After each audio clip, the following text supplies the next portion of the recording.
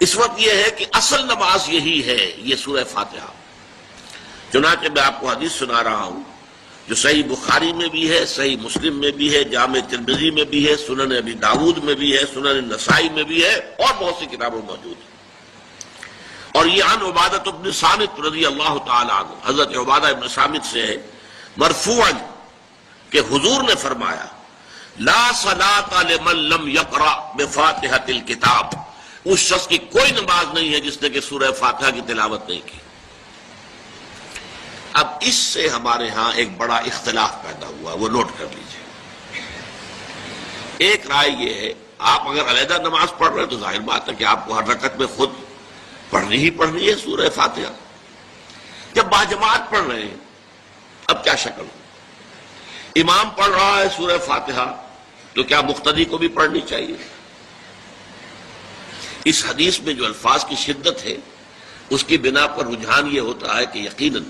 اس صورت میں ہر شخص کو لا صلاۃ لمن لم یقرأ بفاتحۃ الکتاب، جس نے کہ فاتحہ کی تلاوت نہیں کی، قرأت نہیں کی، اس کی کوئی نماز ہی نہیں۔ تو یہ موقف ہے امام شافعی کا، یہی مسلک ہے ہمارے اہل حدیث بھائیوں کا کہ آپ چاہے اکیلے نماز پڑھ رہے ہو، چاہے امام کے پیچھے پڑھ رہے ہو، اور چاہے امام جو ہے وہ جہری رکعت پڑھا رہا ہے اور چاہے سری رکعت پڑھا رہا ہے۔ خاموشی والی رکعت سورہ آپ کو معلوم ہے کہ نماز جو ظہر اور عصر کی ہے تو چاروں رکعتیں جو ہے وہ سری ہے، مغرب کے اندر آ کر دو جہری ہیں ایک سری ہے، عشاء میں آ کر دو جہری ہیں دو سری ہیں، سورہ اور نماز فجر کے اندر دونوں جو ہیں وہ جہری ہیں۔ تو چاہے جہری ہو چاہے سری ہو آپ کو بھی لازماً جو مقتدی ہے اسے بھی سورہ فاتحہ پڑھنی ہوگی۔ اب اس کے لیے انہوں نے یہ طریقہ جو ہے تلقین کیا ہے کہ امام تیزی سے نہ پڑھے، رک رک کر پڑھے الحمدللہ رب العالمین، اس کے بعد اتنا وقفہ دے دے کہ جو مقتدی ہے وہ بھی کہہ لے اپنے دل میں یا پڑھ لے الحمدللہ رب العالمین الرحمن الرحیم۔ تو یہ رک رک کر پڑھنا، خاص طور پر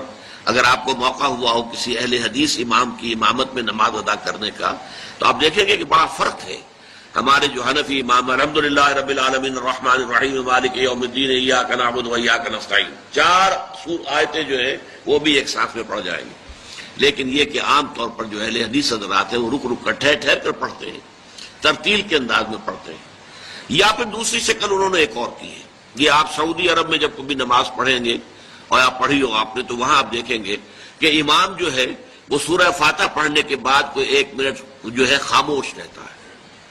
تاکہ آپ اب جو مقتدی ہیں وہ اس وقفے میں وہ اب سورہ فاتحہ پڑھ لیں، پھر وہ قرات کرے گا، کوئی اور آیات اس نے شامل کرنی ہے تو بعد میں شروع کرے گا، درمیان میں وقفہ ہوگا۔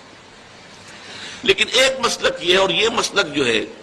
یہ در حقیقت قرآن مجید کی ایک آیت کے اوپر مبنی ہے۔ سورہ اعراف کے آخر میں فرمایا گیا وَإِذَا قُرِئَ الْقُرْآنُ فَاسْتَمِعُوا لَهُ وَأَنصِتُوا، جب قرآن پڑھا جا رہا ہو تو توجہ سے اسے سنو، خود خاموش رہو۔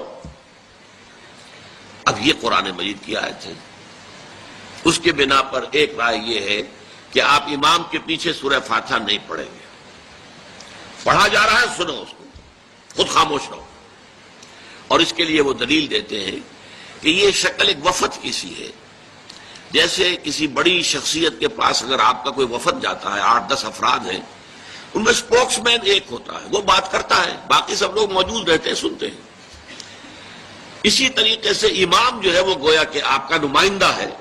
اور وہ پڑھ رہا ہے الحمدللہ رب العالمین الرحمن الرحیم مالک یوم الدین، تو امام کی قرات ہی آپ کی بھی قرات ہو گئی۔ گویا کہ اس آیت سے، اس حدیث سے اختلاف نہیں ہے، اس کی تعبیر سے اختلاف ہے کہ امام کا قرات کر لینا در حقیقت مقتدیوں کی طرف سے بھی قرات ہے۔ اس میں جو حنفی مسلک ہے وہ بہت سخت ہے، اور وہ یہ ہے کہ چاہے سری نماز ہو اور چاہے جہری ہو، ہر کسی بھی حالت میں مقتدی جو ہے وہ سورہ فاتحہ نہیں پڑھے گا۔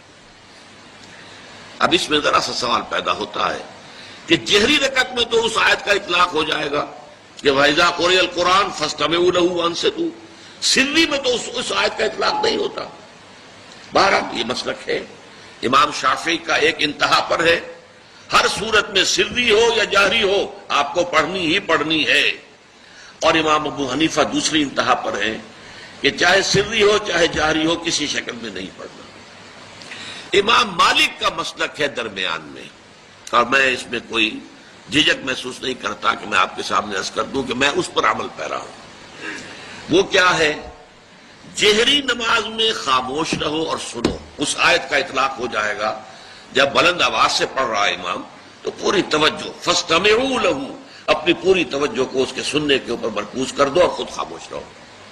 سری رکعت میں البتہ جبکہ وہ بھی خاموشی سے پڑھ رہا ہے، آپ بھی خاموشی سے پڑھ رہے ہیں۔ بہرحال ان چیزوں میں نے یہ سب کچھ بیان کیا ہے تو اس سے جو میرا مقصود ہے وہ یہ ہے